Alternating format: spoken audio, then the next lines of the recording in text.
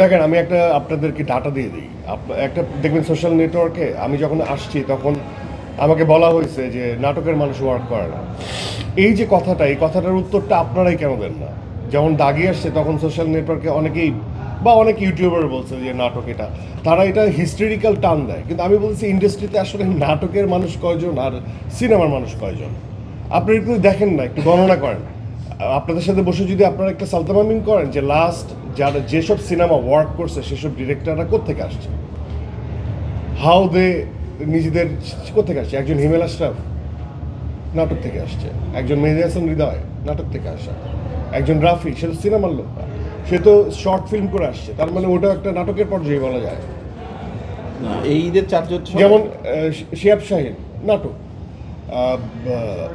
কি বলে হৃদয় নাটক, জীবন, এই যে জীবন চক্কর, আমি যেমন চক্কর আমি দেখি নাই, কিন্তু আমি আমার অনেক শুভাকাঙ্ক্ষীর কাছ থেকে শুনছি যে স্টোরি ওয়াজ ট্রিমেন্ডাসলি মানে গুড।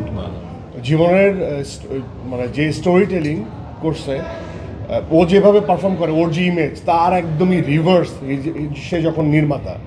সো এই যে উনি চরিত্র করছেন একটা ফিলোসফি থেকে, উনি যখন নির্মাতা হচ্ছেন তখন তার অন্য ক্রিয়েটিভ কাজ করছে। At the same time performer যদি হয় একজন গাজী রাকায়েত, একজন ফজলুর রহমান বাবু, একজন মামুনুর রশিদ, তাদের সকলের ব্যাকগ্রাউন্ড মঞ্চ নাটক এবং নাটক। যখন এই কোশ্চেনটা রাইজ হয় আমার কাছে মনে হয় যে আমাকে তো বলছে না, উনি তো ফরিদি ভাইকে অসম্মান করছে। একজন যদি বলে কেউ যে নাটক ওয়ার্ক করে না, তখন আমার মনে হয় উনি স্ট্রেট গোলাম মোস্তফাকে অসম্মান করছে। সো ব্যাপারটা হচ্ছে আপনারা সামনেও দেখবেন এই মিথটা, আমি চাই যে ইন্ডাস্ট্রি এই মিথটা ভেঙে দিবে। আজ থেকে 3 বছর পর বা 2 বছর পর কেউ এই কথাটা বলবে না যে পারফর্মারের কোনো পর্দা দরকার হয়। পারফর্মারের পর্দা নাই। পারফর্মার যে পর্দায় কাজ করবে, পারফর্মারকে সেই স্টোরি, সেই বাজেট মাথায় রেখে পারফর্ম করতে হয়।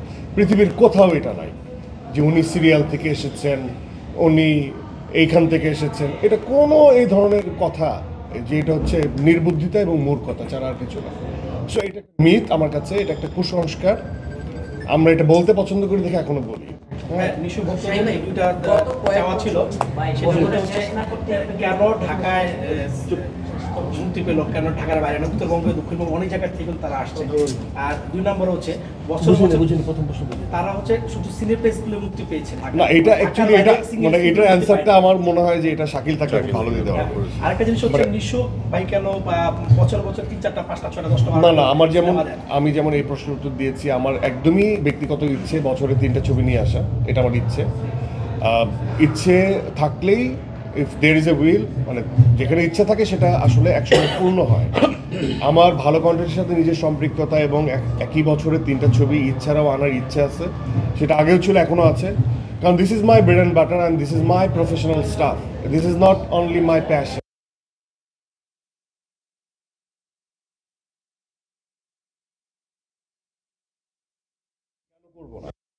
3টা ছবি করব প্রফেশনালি, প্যাশন থেকে, এটা আমার ইচ্ছা। সেজন্য ভালো প্রডিউসার যেমন দরকার বাংলাদেশে একাধিক,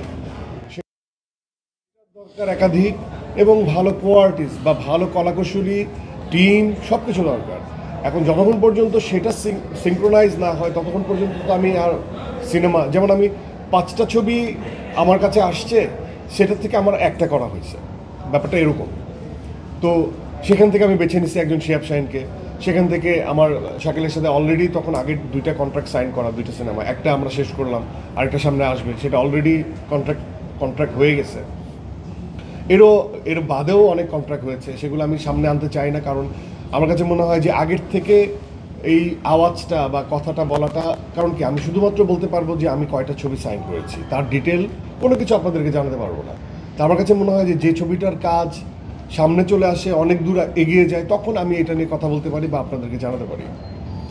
তো ওই জায়গা থেকে আমার একদমই ইচ্ছা 3টা, এবং তারপর যদি ভাগ্যক্রমে যদি আমাদের ইন্ডাস্ট্রি, আমি তো চাই অনেক বড় হোক আমাদের ইন্ডাস্ট্রি, প্রত্যেক মাসে একটা করে ছবি আসবে, 5 জন প্রোটাগনিস্ট থাকবে, 3টা করে করলে 15টা ছবি বছরে। তো সবারই কাজ করতে হবে, সবাই মিলেই তো ইন্ডাস্ট্রি। সো এটার মধ্যে একটা গুড কম্পিটিশন থাকবে, সবাই সবার শুভাকাঙ্ক্ষী হবে, কেউ সবাই পারফর্মাররা পারফরমেন্স নিয়ে কথা বলবে, একটা সুন্দর পরিবেশ থাকবে, সেটাই আমার চাওয়া।